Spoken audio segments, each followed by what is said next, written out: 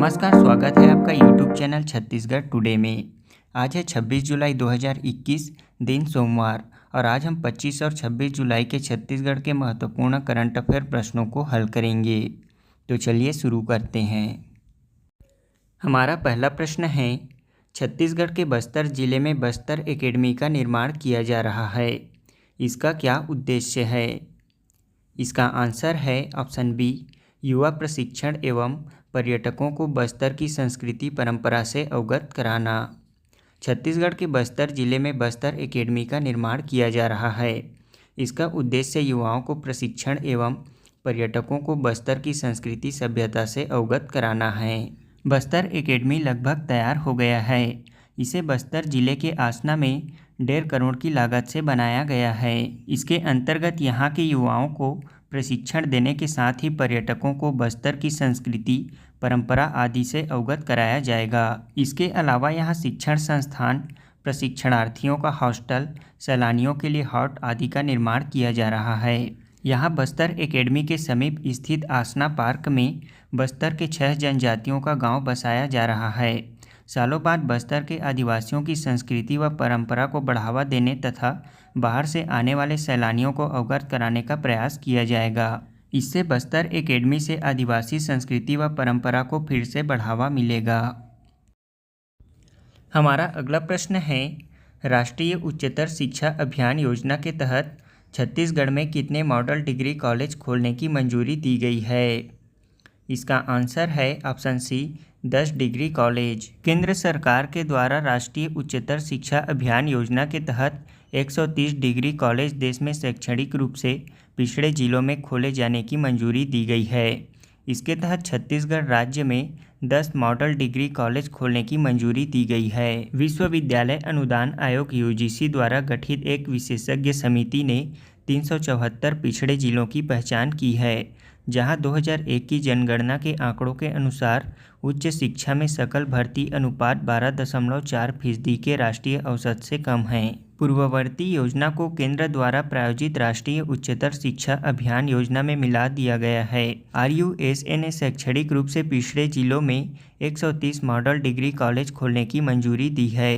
इसमें RUSA योजना के तहत सबसे अधिक 26 model degree college Uttar Pradesh में स्वीकृत किए गए हैं, जबकि उड़ीसा में 14 और छत्तीसगढ़ के लिए 10 मॉडल डिग्री कॉलेज खोलने की मंजूरी दी गई है। हमारा अगला प्रश्न है, गुरु घासीदास केंद्रीय विश्वविद्यालय बिलासपुर के नए कुलपति किसे नियुक्त किया गया है?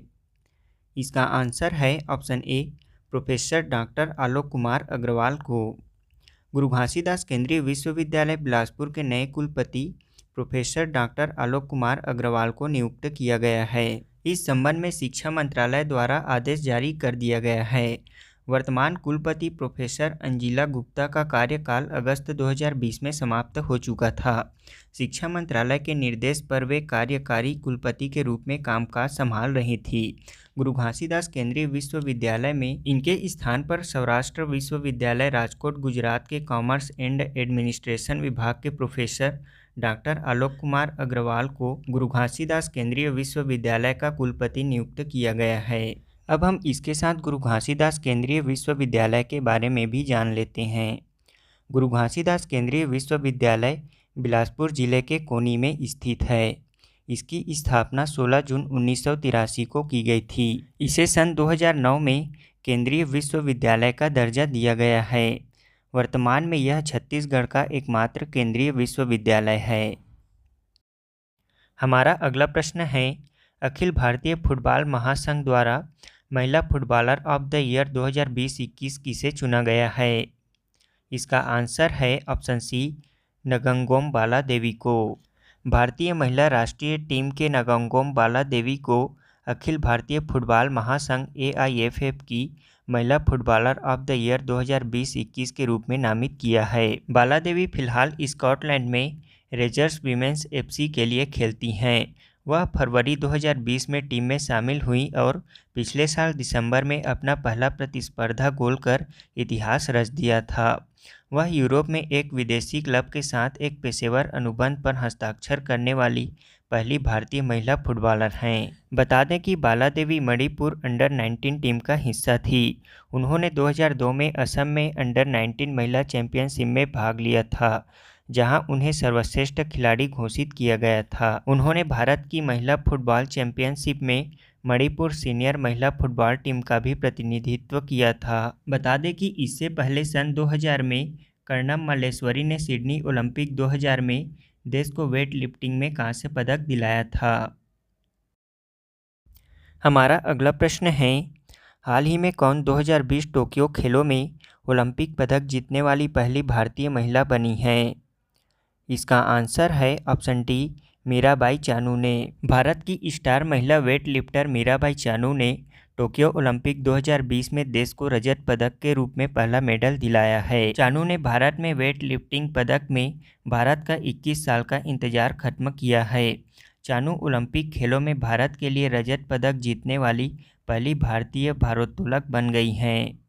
उन्होंने महिलाओं की 49 किलोग्राम वर्ग में क्लीन एंड जर्क में सिल्वर मेडल अपने नाम किया है और इन्हीं के साथ चीन की हाउ झीहू ने गोल्ड मेडल पर कब्जा जमाया है। हमारा पहला प्रश्न है, हाल ही में खबरों में चर्चित अलकनंदा जलप्रपात किस जिले में स्थित है? इसका आंसर है ऑप्शन बी, जसपुर जिले में। हमारा अगला प्रश्न है, हाल ही में छत्तीसगढ़ सरकार द्वारा किसे खेती का दर्जा देने का फैसला लिया गया है? इसका आंसर है ऑप्शन डी, मछली पालन को। हमारा अगला प्रश्न है, हाल ही में अटल बिहारी वाजपेयी विश्वविद्यालय बिलासपुर से 109 महाविद्यालयों को अलग कर किस नए विश्वविद्यालय से संबद्ध किया गया है? इसका आंसर है ऑप्शन डी, शहीद नंद कुमार पटेल विश्वविद्यालय। हमारा अगला प्रश्न है, हाल ही में विश्वविद्यालय शिखर सम्मेलन कहाँ आयोजित हुआ है? इसका आंसर है ऑप्शन ए, सोनीपत हरियाणा में। हमारा अगला प्रश्न है, हाल ही में किस देश ने 600 किलोमीटर प्रति घंटे की रफ्तार से चलने वाली मैग्लेव ट्रेन का अनावरण किया है? इसका आंसर है ऑप्शन बी, चीन ने। अब हम कल के क्विज का आंसर जान लेते हैं। हमारा पहला प्रश्न है, शहीद नंद कुमार पटेल विश्वविद्यालय के प्रथम कुलपति कौन हैं? इसका आंसर है professor doctor Lalit Pateriya. Professor doctor Lalit Pateriya को शहीद नंद कुमार पटेल विश्वविद्यालय के प्रथम कुलपति बनाया गया है। वे 1989 लगभग 31 वर्षों से बिलासपुर के केंद्रीय विश्वविद्यालय में कार्यरत थे। हमारा दूसरा प्रश्न है, नील क्रांति किससे संबंधित है? यह प्रश्न पिछले भी क्विज में पूछा जा चुका है। इसका आंसर है मत्स्य उत्पादन से। भारत में मत्स्य पालन उद्योग प्रतिवर्ष औसतन 9% की दर से बढ़ रहा है और इस क्षेत्र में सबसे तेज गति से विकास करने वाले देशों में भारत शामिल है। भारत में नीली क्रांति की शुरुआत 7वीं पंचवर्षीय योजना से हुई थी, जो कि वर्ष 1958 से 1990 के बीच कार्यान्वित की गई। बता दें कि राष्ट्रीय मत्स्य पालन बोर्ड की स्थापना वर्ष 2006 में मत्स्य पालन विभाग, कृषि और कृषक कल्याण मंत्रालय के प्रशासनिक नियंत्रण में एक स्वायत्त संगठन के रूप में की गई है। इसका कार्य देश में मछली उत्पादन और उत्पादकता बढ़ाना तथा एक एकीकृत एवं समग्र रूप से मत्स्य पालन विकास में समन्वय करना है। हमारा तीसरा प्रश्न है, जसपुर जिले में कौन कौन से जलप्रपात स्थित हैं? इसका आंसर है जसपुर जिले में खुड़िया रानी, रानीता, तमेरा, राजपुरी, बेने तथा मकरभंजा जलप्रपात स्थित है। हमारा आज के क्विज का पहला प्रश्न है, भारत के सभी केंद्रीय विश्वविद्यालयों के कुलाध्यक्ष कौन होते हैं? दूसरा प्रश्न है, गुरु घासीदास विश्वविद्यालय को केंद्रीय विश्वविद्यालय का दर्जा कब दिया गया था?